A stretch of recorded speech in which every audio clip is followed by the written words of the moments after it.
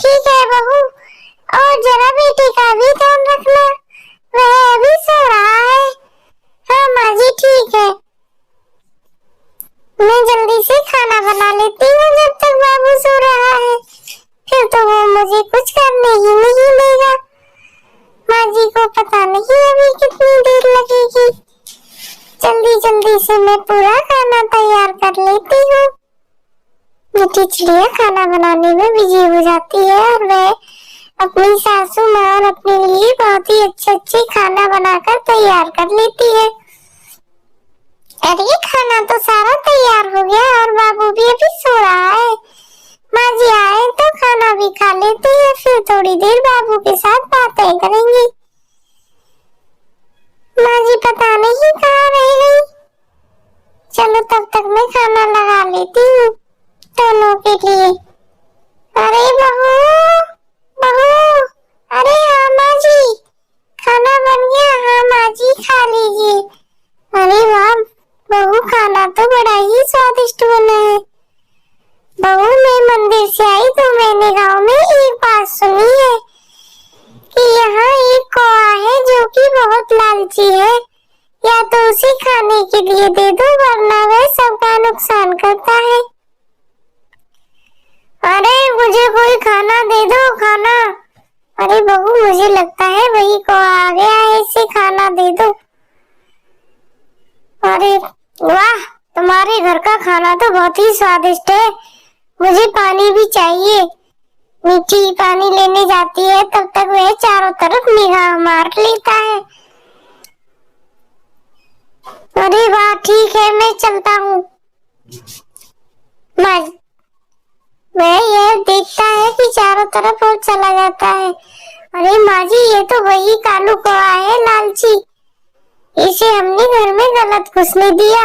अरे बेटी कोई बात नहीं है, भूखा था इसीलिए मैंने खाने के लिए बोल दिया, लेकिन आज के बाद इसे घर में अंदर मत आने देना, मैंने सुना है। अरे मीठी क्या हो रहा है? कुछ नहीं दीदी, अभी बस खाना खा के काम करके आई हूँ। अरे मैंने सुना है कि गांव में कालू कौआ घूम रहा है। अरे बहन आज वह हमारे घर भी आ गया था और माँ जी ने उसे खाना देने के लिए बोल दिया तो मैंने खाना भी दे दिया। अरे बहन तुम रो क्यों रही हो? अरे वह बहुत बेकार है, तुमने गलत किया, उसे खाना नहीं देना था।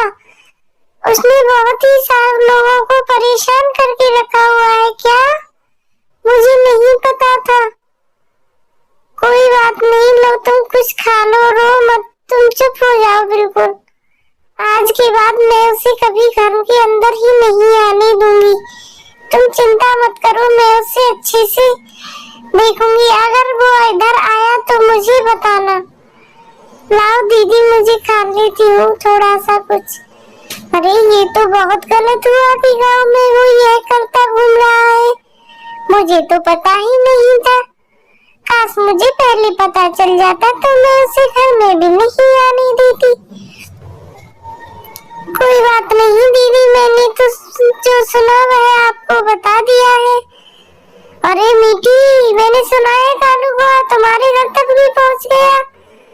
हाँ दीदी लेकिन उसने कुछ कहा नहीं, खाना खा के निकल गया। अरे मीठी आज वो खाना खा के निकला है, लेकिन कल देखना वह बहुत परेशान कर रहा है गांव वालों को। वह पैसे भी मांगता है और जेवर भी लूट के ले जाता है। कोई बात नहीं दीदी, आज तो वह आ चुका है, लेकिन आज के बाद मैं उसे घर में नहीं आने दूंगी। ठीक है मीठी, हम भी चलते हैं, कहीं पीछे से आ जाए। मीठी और उसकी सास से बातें ही कर रही होती हैं, तभी इतनी ही देर में वे दोनों सास बहू बातें कर रही हैं, तभी वहाँ पर कालू कौआ धमकता है। अरे जो भी कुछ है आपके पास सारा सामान निकाल दो वरना मैं इस बच्चे को अभी मार डालूंगा। अरे नहीं नहीं, मीठी की सास बच्चे को लेकर भागती है और मीठी बोलती है, अरे मैं अभी सारा सामान और पैसा तुम्हें लाके देती हूँ, रुको। मीठी डर की वजह से सारा सामान और पैसा कालू लालची कौआ को दे देती है। लेकिन मीठी हार नहीं मानती। जिस झोपड़ी में वह बैठा था, मीठी उस झोपड़ी में आग लगा देती है और कौआ जल के राख हो जाता है। इसी तरह हिम्मत से काम लेना चाहिए, कभी भी किसी चीज से डरना नहीं चाहिए। मीठी ने सारे गांव वालों की परेशानी का हल ढूंढ लिया। जो जैसा करता है उसे ऐसा ही फल मिलता है।